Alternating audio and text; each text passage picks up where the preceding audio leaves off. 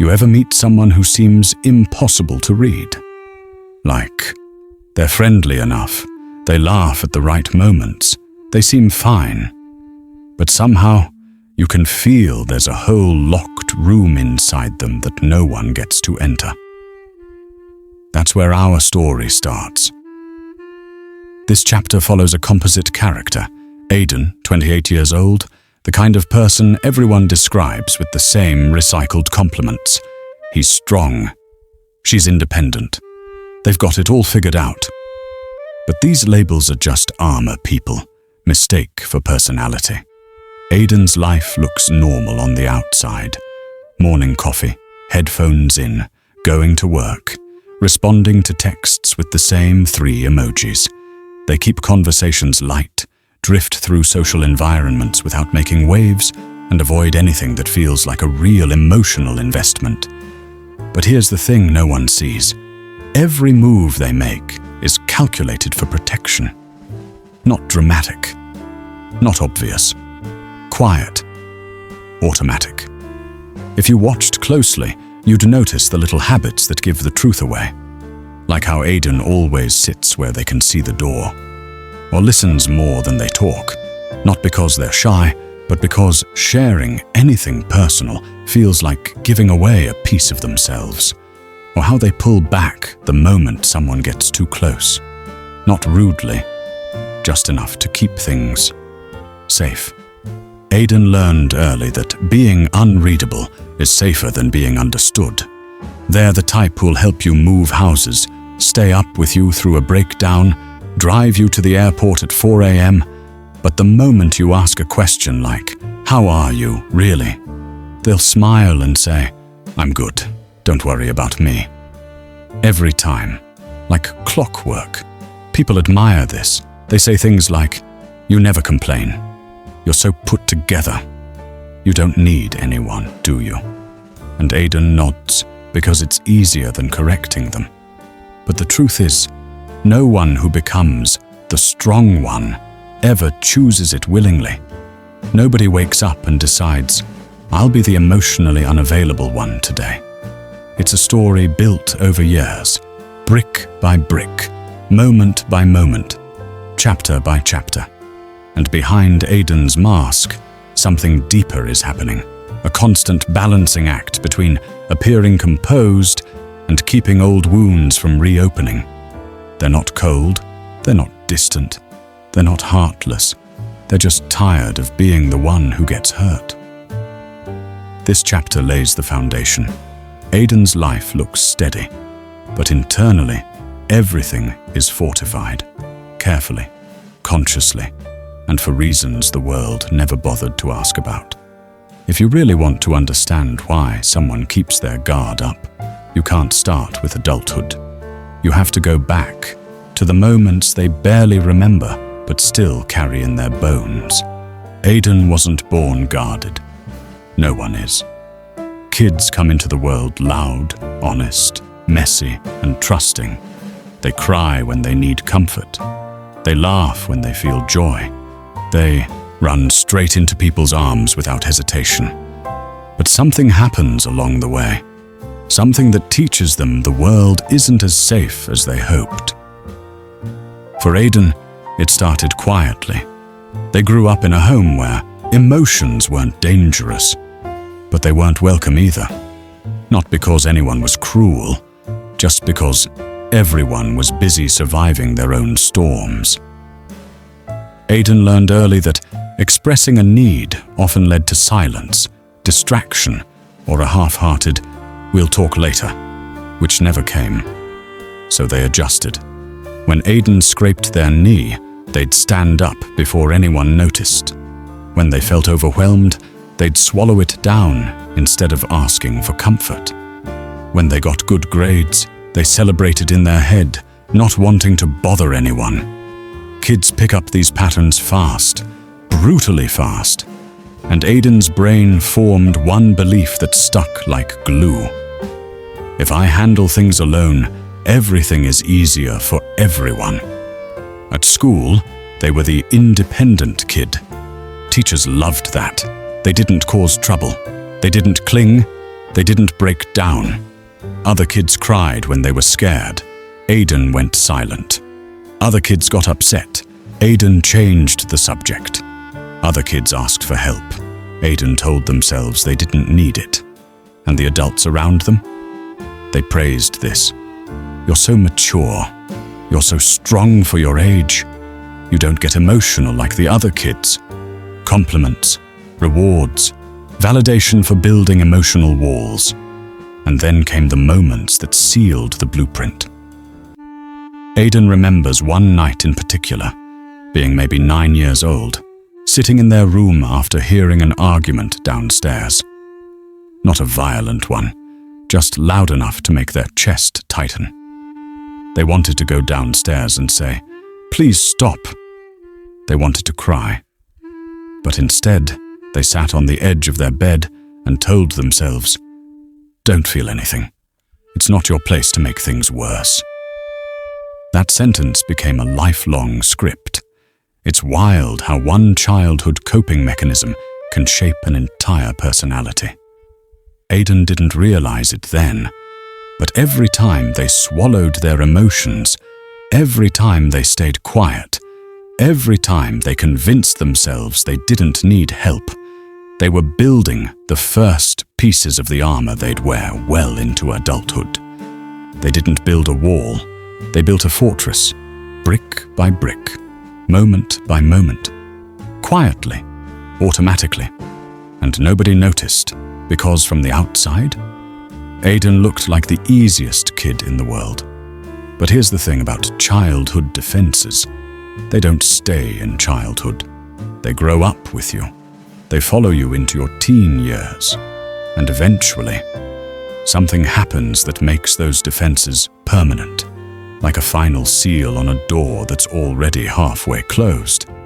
By the time Aiden hit their teens, they were already fluent in emotional self-containment. They didn't explode. They didn't break down. They didn't ask for anything they weren't absolutely sure they could get on their own.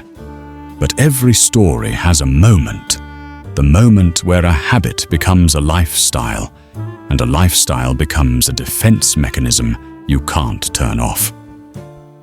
For Aiden, that moment didn't feel dramatic from the outside. It wasn't a movie-style heartbreak with a soundtrack and slow motion.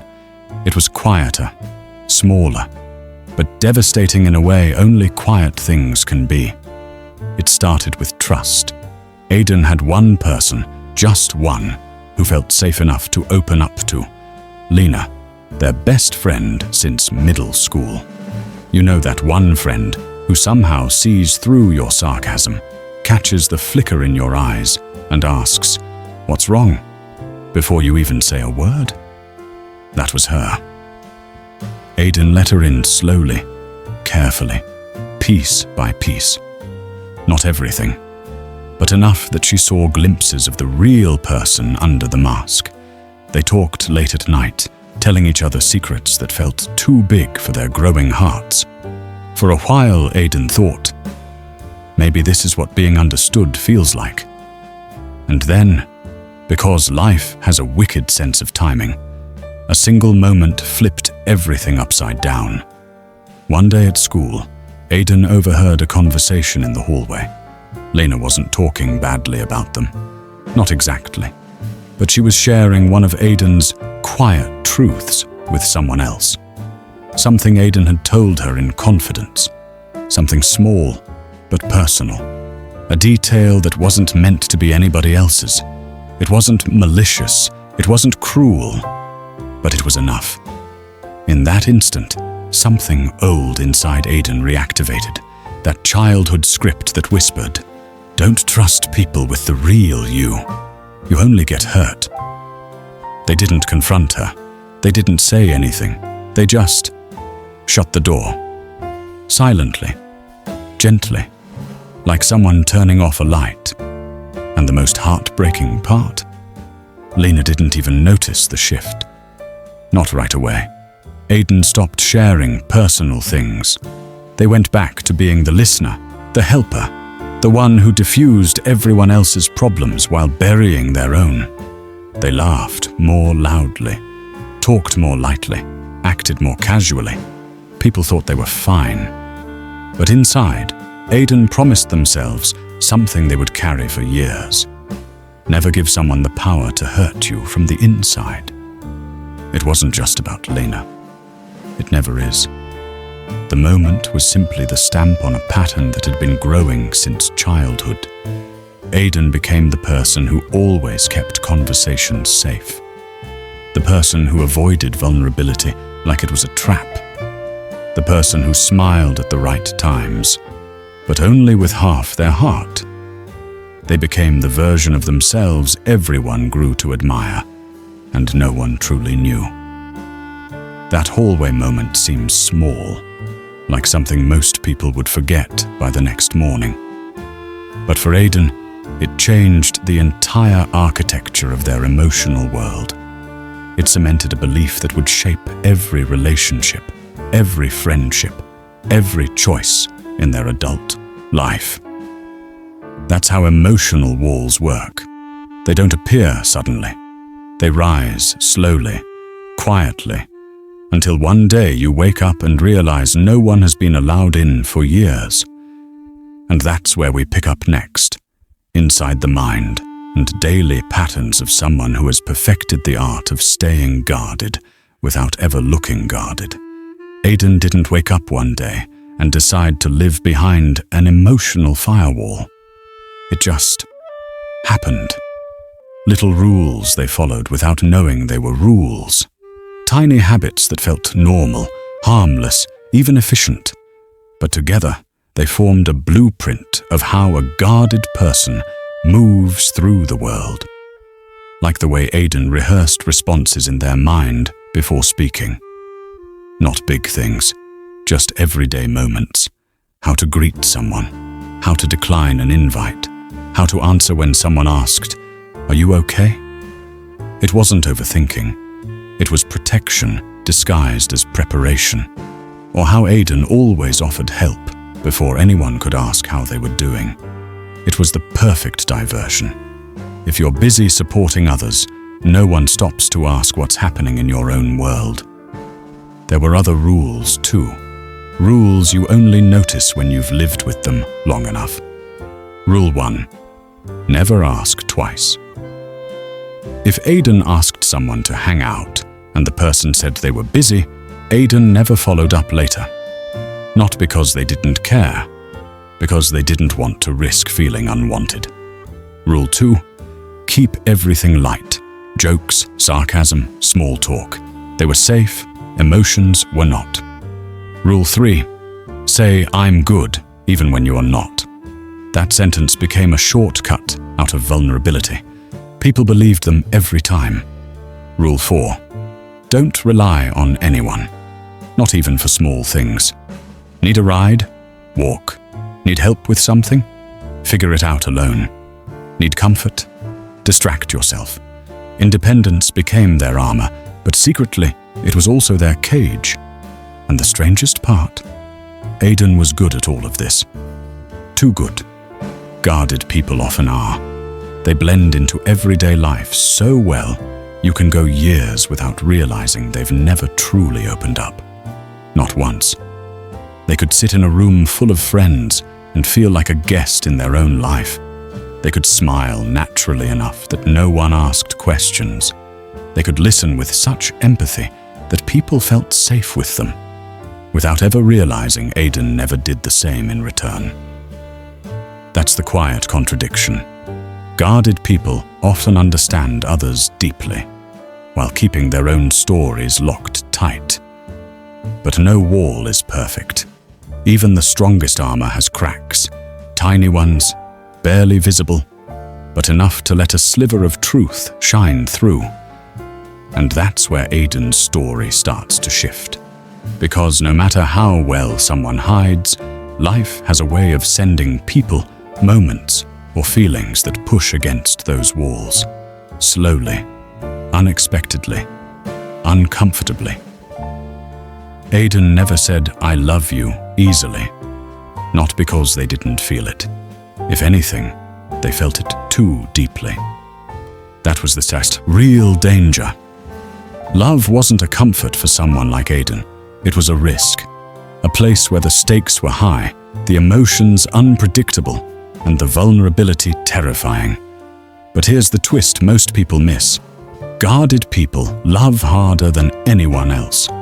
They just do it quietly. Aiden showed love through actions, not words. If they cared about someone, you'd see it in the small details. Remembering their favorite snack, noticing when they were off, sending a "Did you make it home safe?" text, fixing something without mentioning it. They'd do things silently, like love was a secret mission. For Aiden, opening up felt like standing barefoot on sharp ground. So instead of saying, "I miss you," they'd ask, "Did you eat?" Instead of "I'm scared you'll leave," they'd make a joke or change the subject. Instead of "I need you," they'd convince themselves they were fine alone.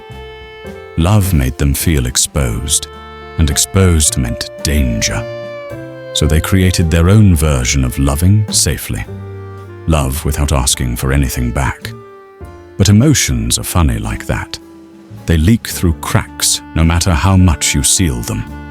And one day, Aiden met someone who didn't push, didn't pry, but somehow made them feel seen in a way that was almost uncomfortable. Her name was Mira. She wasn't loud or overly emotional, just warm. The kind of person who listened fully and laughed genuinely.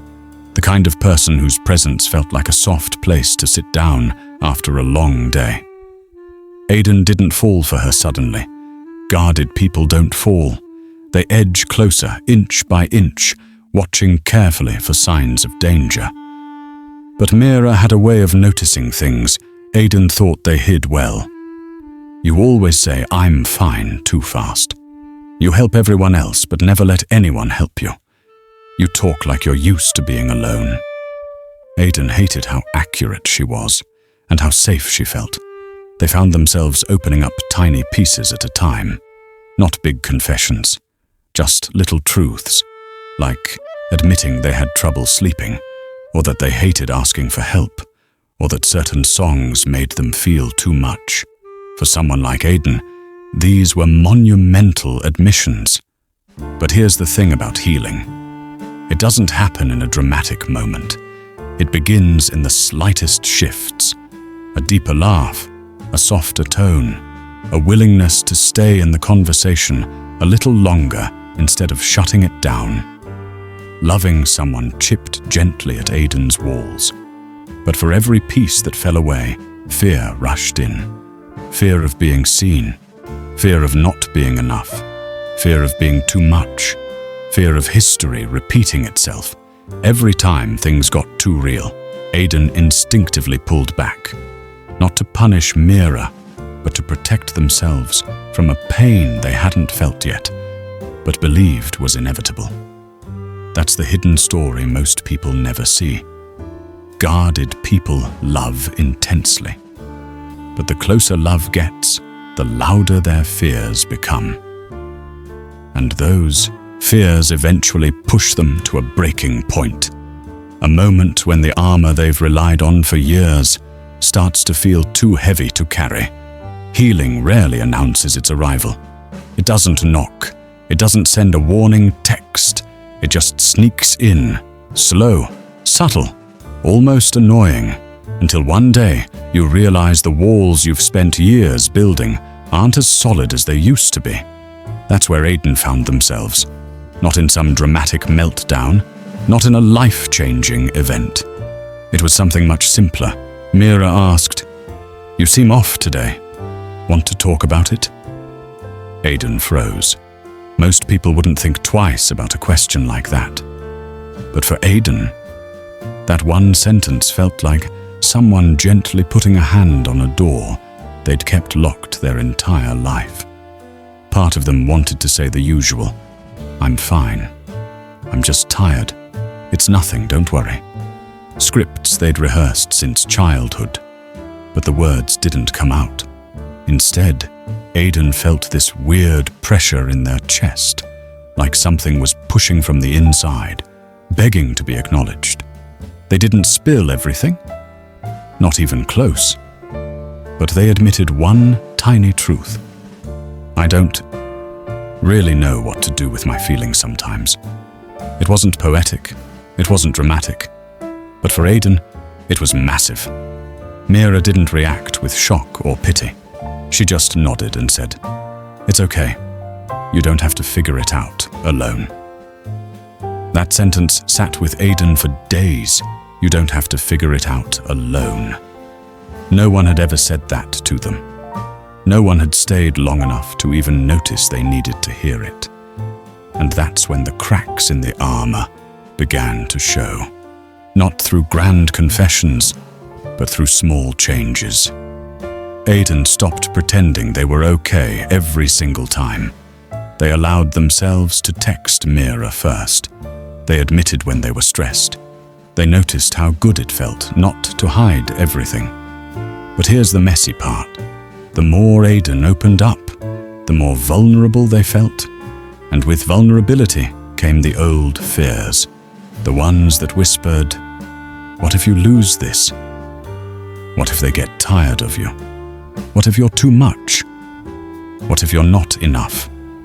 Healing isn't a straight line, it's a loop. You move forward, you panic, you pull back, you soften, you tense up, you soften again. Aiden felt all of it. Some nights they'd talk to Mira with a level of honesty that surprised even themselves. Other nights they'd retreat back into silence, scared they'd revealed too much. It was an internal tug-of-war between the person they'd always been and the person they were slowly becoming. The armor wasn't gone. But for the first time, Aiden realized they didn't want to live behind it forever. They wanted to feel, they wanted to trust, they wanted connection. Not the quiet, half-present version they'd survived on, but something real. And that desire scared them because it meant stepping into unfamiliar territory. It meant risking disappointment. It meant building a life where emotions weren't threats, but signals. Something to understand, not run from. But wanting something is the first sign of change. And Aiden wanting connection was the beginning of a shift they couldn't undo. Because once you taste a bit of emotional safety, you can't unfeel it. You can't go back to feeling nothing. You can't pretend you don't need anyone anymore. Not without breaking something inside yourself. Letting your guard down sounds simple when other people say it. Just open up. Just trust. Just be honest. But for someone like Aiden, those words feel like asking them to walk into a storm without an umbrella, exposed, unprotected, almost reckless. And yet, something in them wanted to try. Because Mira wasn't asking for dramatic confessions or overnight transformation. She wasn't pushing. She wasn't demanding answers or emotions on command. She was just consistent, steady, present. And consistency is the one thing guarded people pay attention to. It's the one thing they quietly test without saying a word. Aiden noticed how Mira didn't disappear when conversations got heavy. She didn't get uncomfortable when Aiden went quiet. She didn't fill the silence with assumptions or pressure. She simply stayed, like someone who understood that healing doesn't respond to speed, but to patience.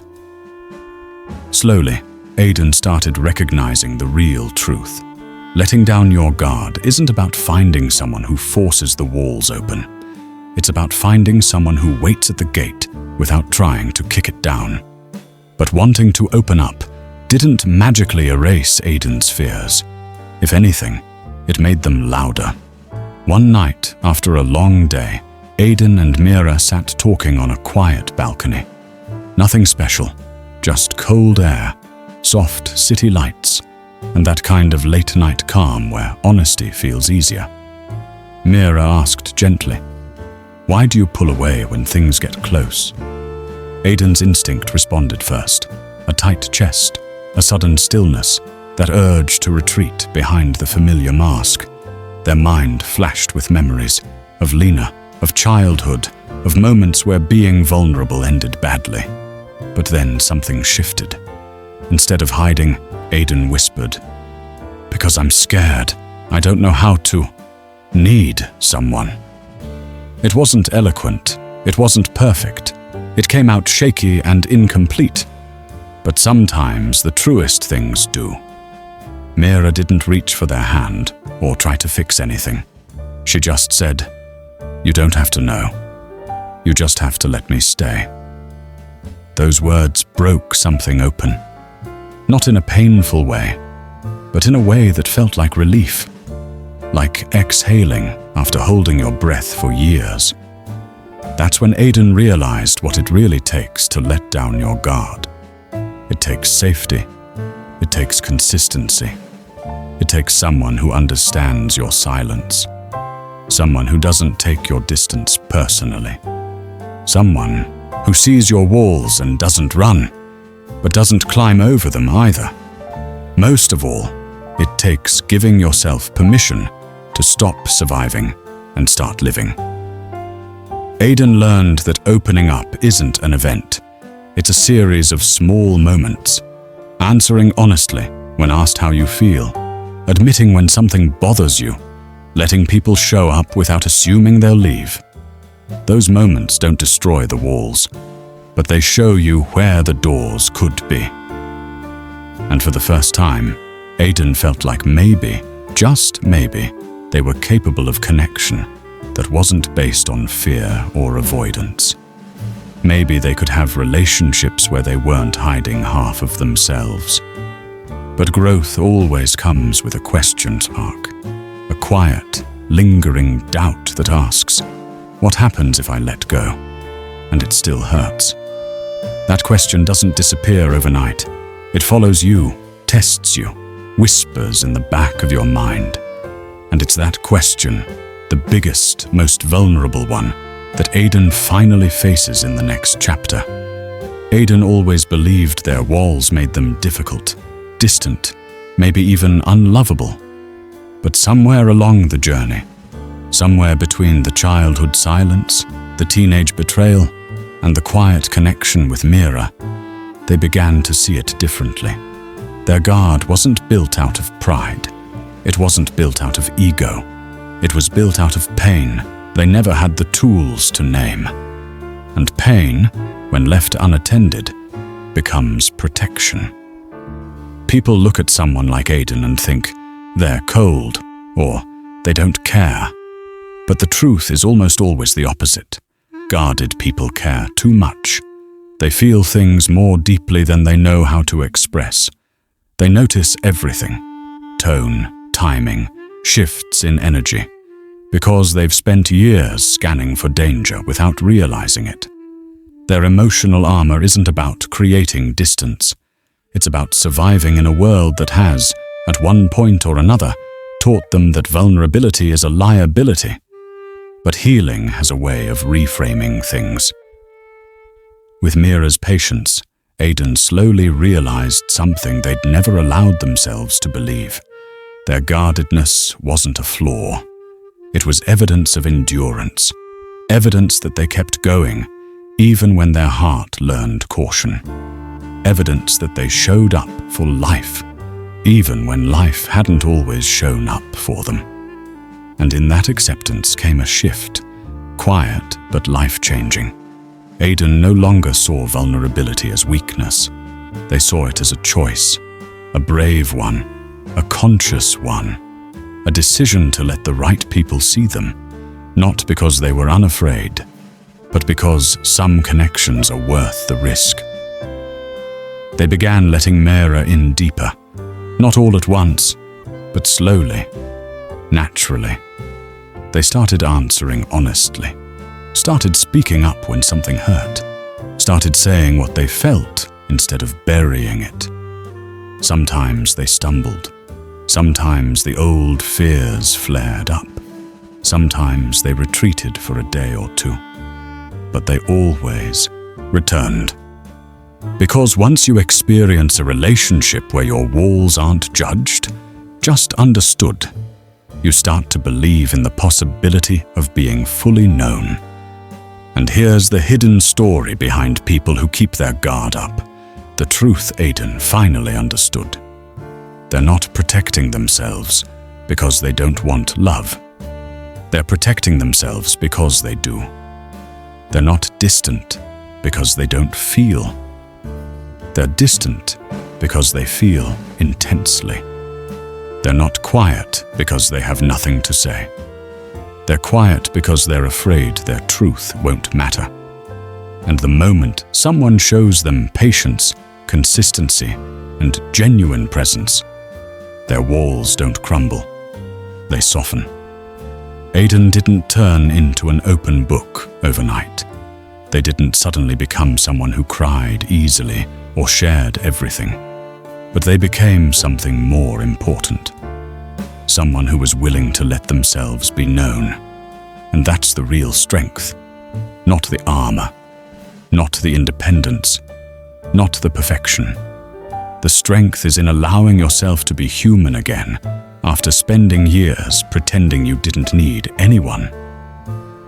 Aiden's story isn't about breaking down walls. It's about understanding why they were built and learning how to build doors instead. Because guarded people aren't broken, they're brave. And once they feel safe, really safe, they love with a depth that can change anyone lucky enough to be let in. And that's the hidden story behind people who keep their guard up. They're not hard to love. They're just waiting for someone who understands how to handle a heart that's been protecting itself for a very long time.